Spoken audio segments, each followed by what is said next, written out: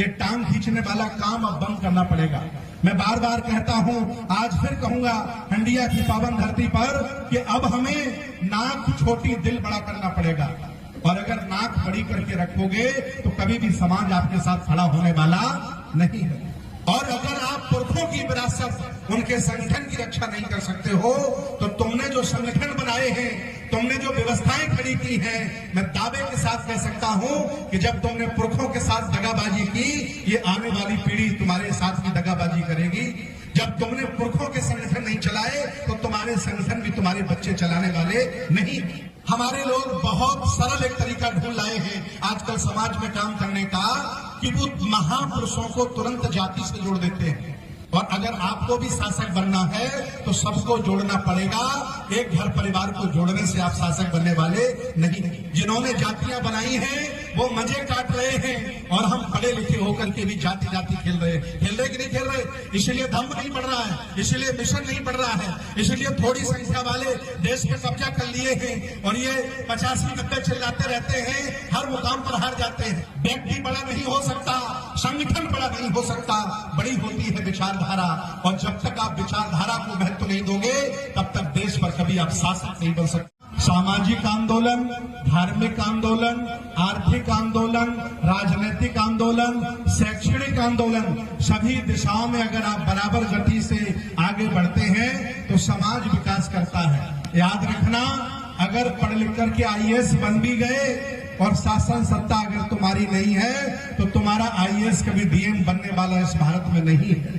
वो कभी भी DM उसे नहीं बनाएंगे। एक उदाहरण मैं देता हूं, एक रमेश थेटे नाम के हमारे उपासक हैं, मध्य प्रदेश कैडर उन्हें मिला, IAS डायरेक्ट अफसर थे, उन्हें 38 साल की नौकरी में महाराष्ट्र, उसमें मध्य प्रदेश सरकार ने कभी भी उन्हें DM नहीं बनाया।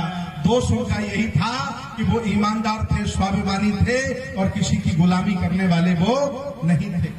इसलिए अलग अलग क्षेत्रों में हमें विकास करने की जरूरत है। जो राजनीति में आगे बढ़ रहा हो उसको राजनीति में बढ़ाइए, जो समाज में बढ़िया मेहनत कर रहा हो उसका वहां साथ दीजिए, जो विरासत का अच्छा कार्य कर रहा हो उसका साथ दीजिए, कोई शिक्षा के क्षेत्र में बढ़िया कार्य कर रहा हो उसका साथ दीजिए। ये टांग खींचने वाला काम अब बंद करना पड़ेगा। मैं बार बार कहता हूं, आज फिर कहूंगा इंडिया की पावन धरती पर कि अब हमें नाक छोटी दिल बड़ा करना पड़ेगा।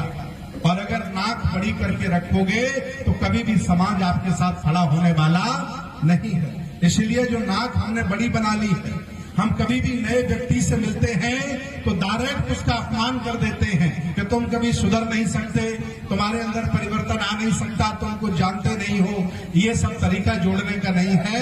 पहले उसके साथ जुड़िए, उससे मित्रता करिए, तब जाकर उसका हृदय परिवर्तन और विचार परिवर्तन आप कर सकते हैं। इसलिए रक्तपुत्र और विचार पुत्र भगवान बुद्ध ने बताए। आज हमारे इस समाज को विचार पुत्रों की बहुत जरूरत है। इसके बाद अगला हमारा है,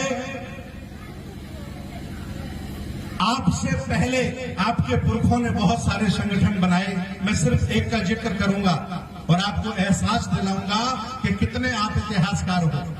एक पुरखा जिसका मैं नाम लूंगा, महामना ज्योतिबा राव फुले, राष्ट्रपिता ज्योतिबा राव फुले।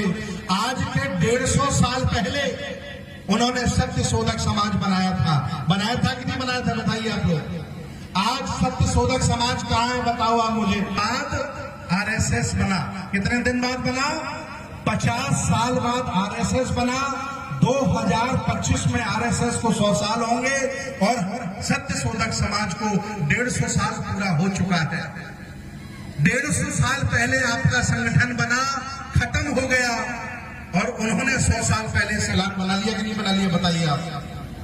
और अगर आप पुरखों की विरासत, उनके संगठन की रक्षा नहीं कर सकते हो तो तुमने जो संगठन बनाए हैं, तुमने जो व्यवस्थाएं खड़ी की हैं, मैं दावे के साथ कह सकता हूं कि जब तुमने पुरखों के साथ दगाबाजी की, ये आने वाली पीढ़ी तुम्हारे साथ भी दगाबाजी करेगी।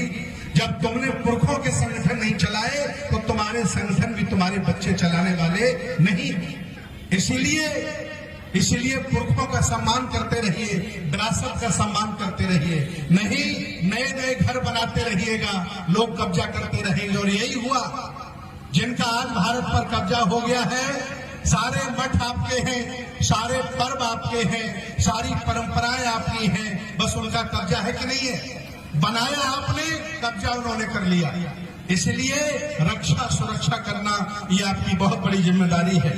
बाद में आपको मैं बताना चाहता हूं, हमारे लोग बहुत सरल एक तरीका ढूंढ लाए हैं आजकल समाज में काम करने का, कि वो महापुरुषों को तुरंत जाति से जोड़ देते हैं।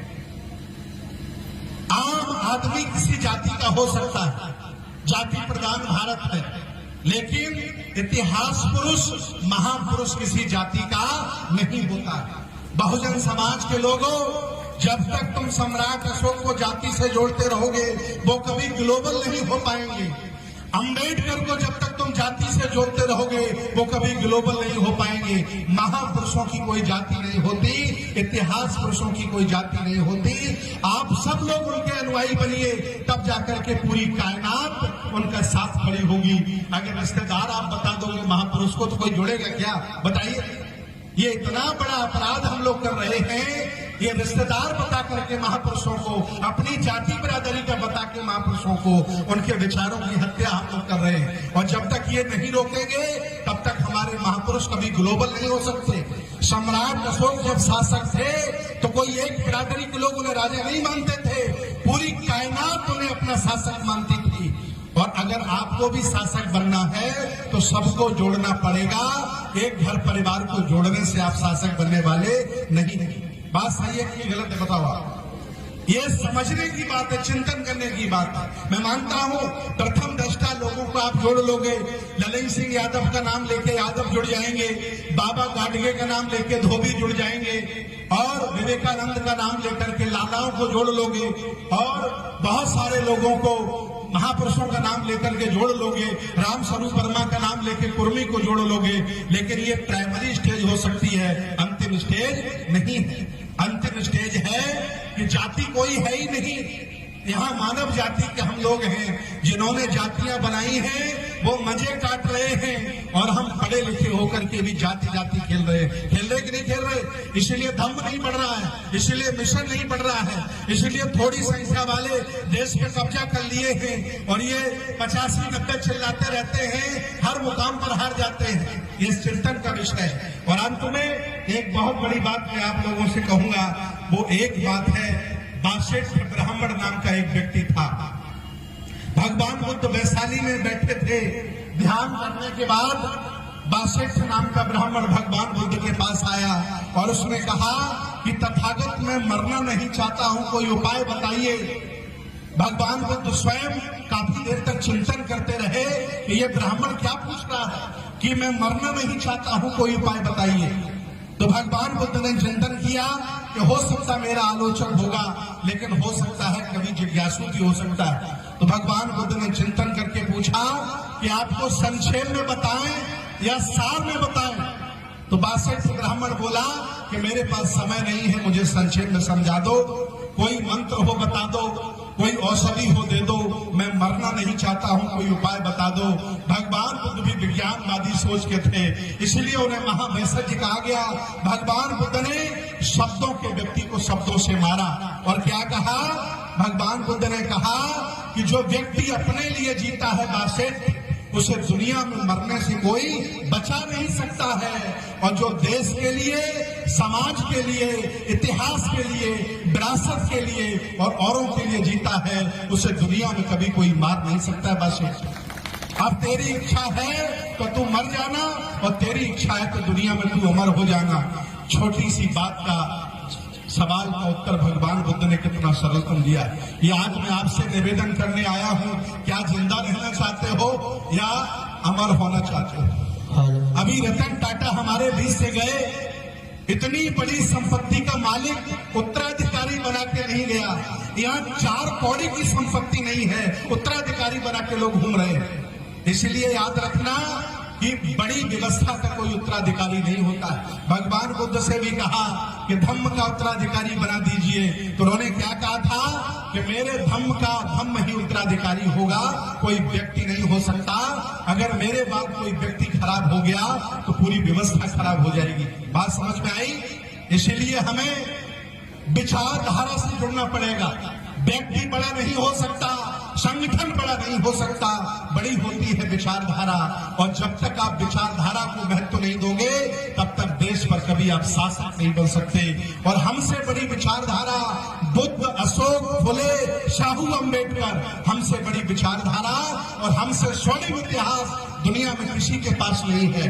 और अगर ये भी नहीं कर सकते तो बताइए क्या करोगे। इसलिए मैं आज निवेदन करूंगा कि दिल अपना बड़ा करिए, नाक छोटी करिए और लोगों को जोड़ने का काम करिए और प्रयास करिए कि जिन विचारों से आप भर गए हो आपका पड़ोसी भी भर जाए, पड़ोस के घर वाला भी भर जाए, आगे गांव वाला भी भर जाए। जब तक हर व्यक्ति आपके विचारों जैसा नहीं हो जाए तब तक आपको रुकने का काम नहीं करना है। याद रखना, रक्तपुत्र महत्वपूर्ण नहीं होता है, दुनिया में विचार पुत्र महत्वपूर्ण होता है।